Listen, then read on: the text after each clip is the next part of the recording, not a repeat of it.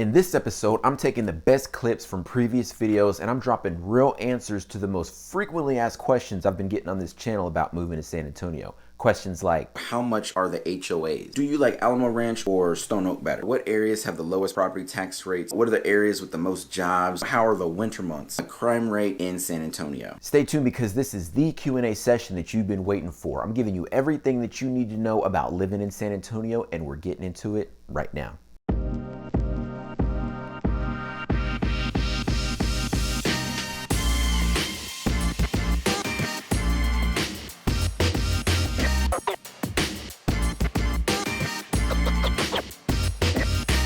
What's going on, family? This is Greg Foster here with Market Boss Real Estate Group, and if you haven't subscribed to my channel yet, I'm dropping videos every week about the lifestyle, real estate, and major developments coming soon to the San Antonio area. So click the subscribe button and tap that little bell if you want to stay in the know.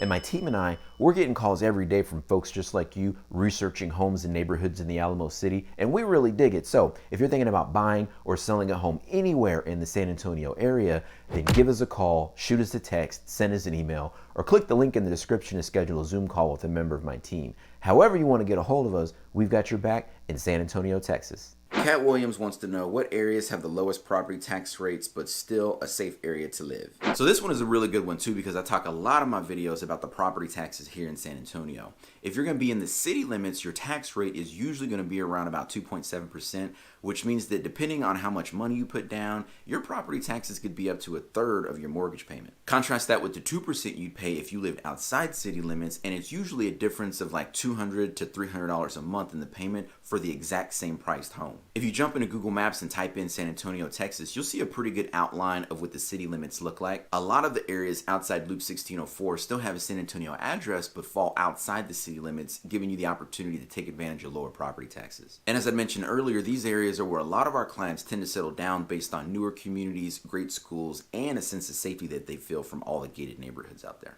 Sean Young asks, do you like Alamo Ranch or Stone Oak better? This one's actually a really good question because a lot of the people who are reaching out to us about moving to San Antonio are usually comparing these two neighborhoods to each other. And if you currently live in San Antonio or you're researching these neighborhoods and you got a feel for what you like one over the other, why don't you go ahead and help me out, drop a comment below and let everybody know what you think about it. But full disclosure though, I actually live out in the Alamo Ranch area, out in the far west side of San Antonio, so I'm a little bit biased. And I've actually got this whole playlist right here about what it's like to live out in the far west side of town in case y'all want to check that out. But for some reason, this video that I did right here about Stone Oak really got the phone ringing from a lot of y'all moving out here. I mean, seriously though, I went back and watched this thing like a dozen times trying to figure out what I did and how to recreate it, but I think it just comes down to the fact that Stone Oak is pretty awesome. But they're both really good places to live, and I think it really just comes down to what you're looking for more so in a neighborhood. I happen to think that Stone Oak is a prettier place to live just because of all the hills, the higher elevation, and the views that you get from being up in that part of town. Whereas Alamo Ranch on the far west side is generally more flat with less mature landscaping because of all the newer subdivisions going in recently. Their overall cost of living is slightly higher though in Stone Oak because it still falls within city limits, and so you've got higher property taxes in the 2.7% range. And you pay a little more for all that beauty with slightly higher HOA costs with all the gated communities up in there. And in some sections, you can actually pay into 2 or 3 different HOAs depending on how your subdivision was cut. Contrast that with Alamo Ranch in the far west side, and you'll see on the map that most everywhere out here still falls outside of city limits. Your property taxes are more like 2% out here, and even with the lower HOA costs, a lot of these newer subdivisions still have some pretty amazing amenities. The school systems on both sides of town are both exemplary rated, although Reagan High School in Stone Oak outranks pretty much everywhere else. But the biggest difference that you're going to find is going to be in the ages, the styles, and in the price points of the homes in these areas. Stone Oak's about 15 to 20 years older and completely built out with entry-level homes starting in the low 300,000s, ranging all the way up to $1 million estates on top of hills with views so far you can see downtown San Antonio on a really clear day. Out in Alamo Ranch, you'll still find homes starting in the mid 200,000s with pricings topping out in the high 400s. The area is a lot newer, and right now there's still several new developments going up in different phases of completion.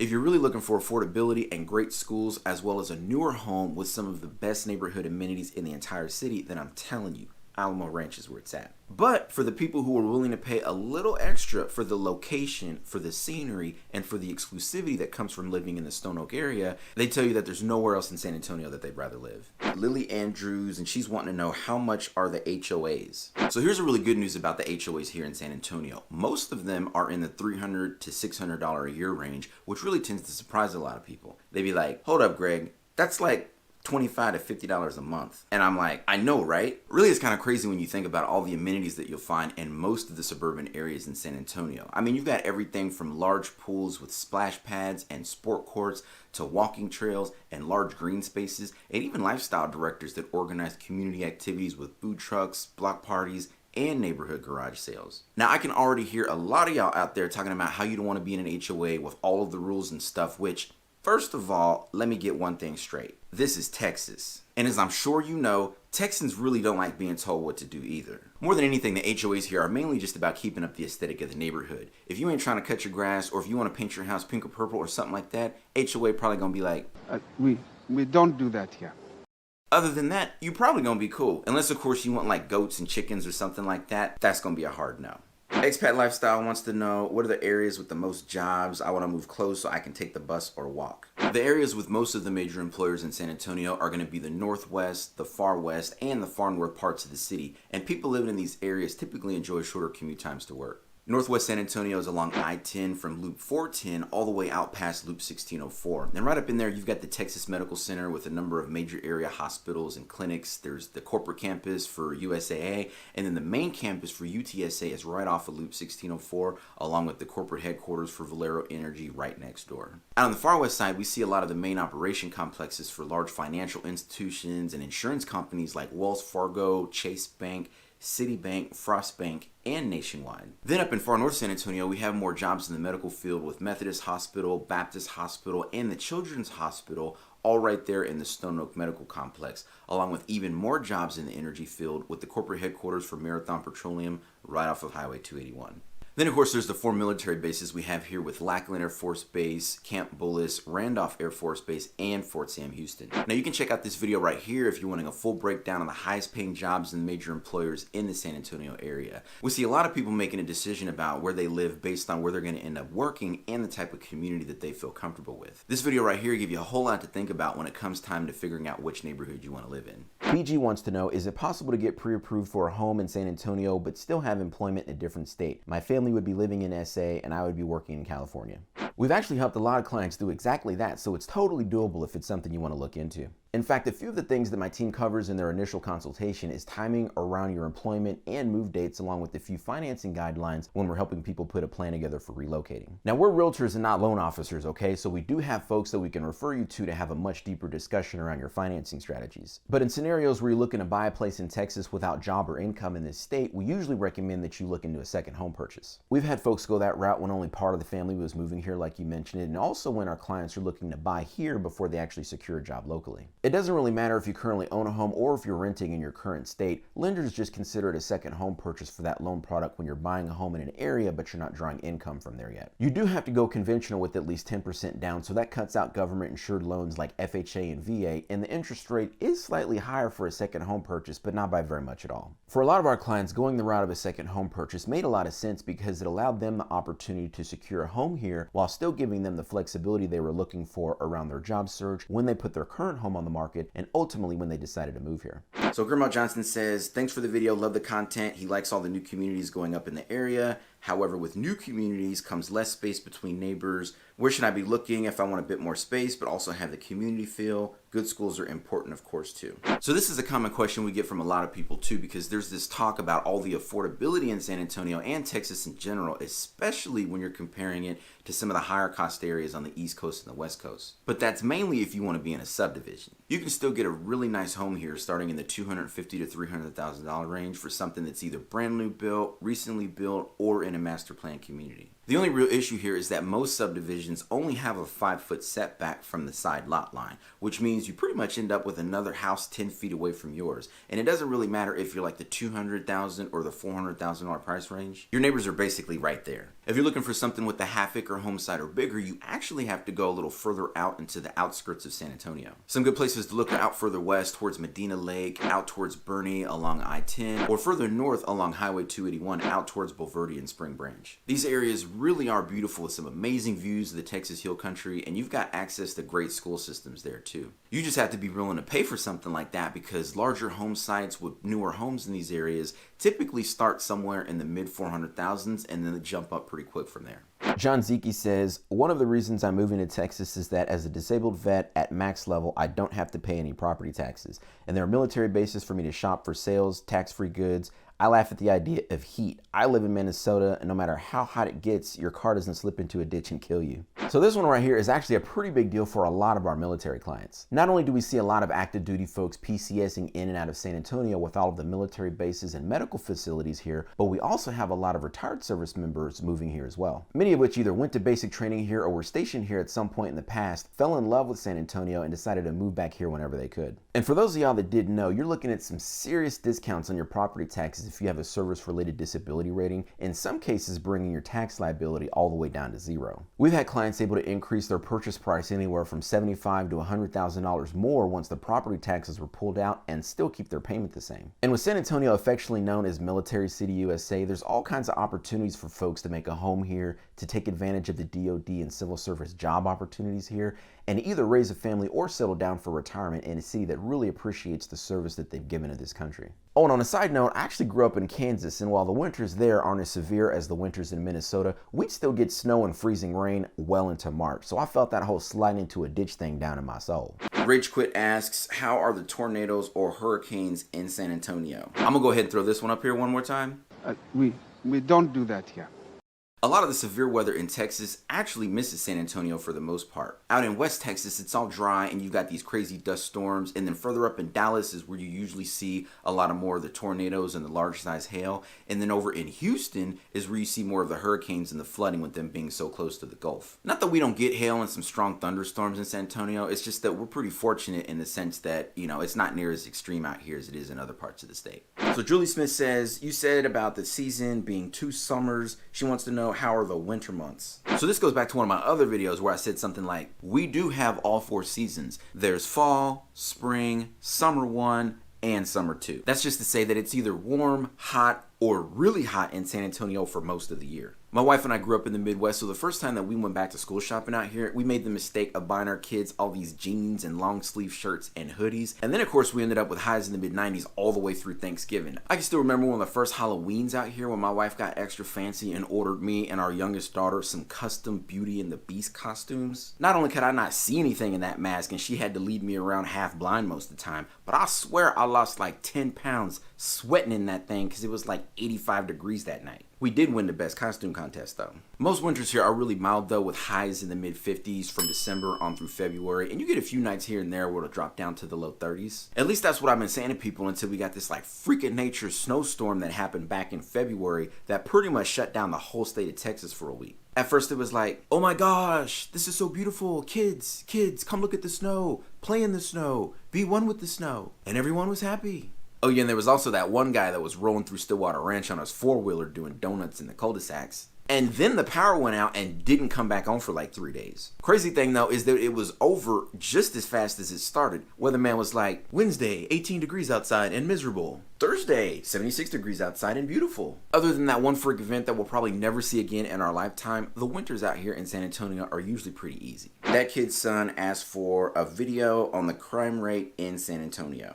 This one is actually the top question our team gets when people reach out about moving here. And a couple months ago, I put this video together right here, which talks specifically about the crime here in San Antonio. Now, as a realtor, I've got this code of ethics things that I have to follow, which kind of prohibits me from saying things like this neighborhood is good and that neighborhood is bad. However, what I can say is that when people reach out to my team about moving here, just about everyone says the exact same thing. They all want to live in a nice, safe neighborhood with good schools, and in most cases, they want to be in newer communities with homes built in the last 10 to 15 years, or sometimes even as far back as like 20 years. And with that criteria in mind, almost everyone that we've helped relocate to San Antonio has moved to one of 3 places. We see a lot of people head out to the far west side, just outside Loop 1604 by SeaWorld, for all of the new home communities and some of the best affordability that you're going to find in the entire city. Then there's the northwest side around Helotes and La Cantera area, outside Loop 1604 along I-10. Right in there, you've got this cool mix of a slower paced country vibe with Helotes, and then this high-end lifestyle in the the La Cantera area with some of the best shopping, dining, and luxury communities in all of San Antonio. And finally, there's the far north side outside Loop 1604, just on the other side of Highway 281. Folks tend to move out here mainly for the highly rated schools in the Northeast Independent School District and the sense of safety they feel with all of the gated communities in the area. So Darren wants to know if the traffic here is bad like in California. So here's the deal. If you ask locals in San Antonio about the traffic, they're probably going to tell you that it's terrible. But if you ask me, it's nothing compared to the traffic in Austin, Dallas, or Houston. And we also work with a lot of people moving here from out of state who say that the traffic here is nothing compared to where they came from, especially my California people. And it has a lot to do with how our highway systems are set up down here. You can literally drive from one side of town all the way to the other in the 7th largest city in the country with a couple million people in the metro area. You can literally drive 20 miles from one side of San Antonio clear to the opposite end of the metro area and get there in like 30 or 40 minutes pretty much any time of the day, even in rush hour. I tell that to my California peeps and they be like, whoa. I'm not trying to be funny, but I heard in California it takes y'all like 45 minutes just across the street. Geneva B wants to know, what are some things that people can't know about San Antonio unless you live there? Or what are some things that people don't tell you about San Antonio?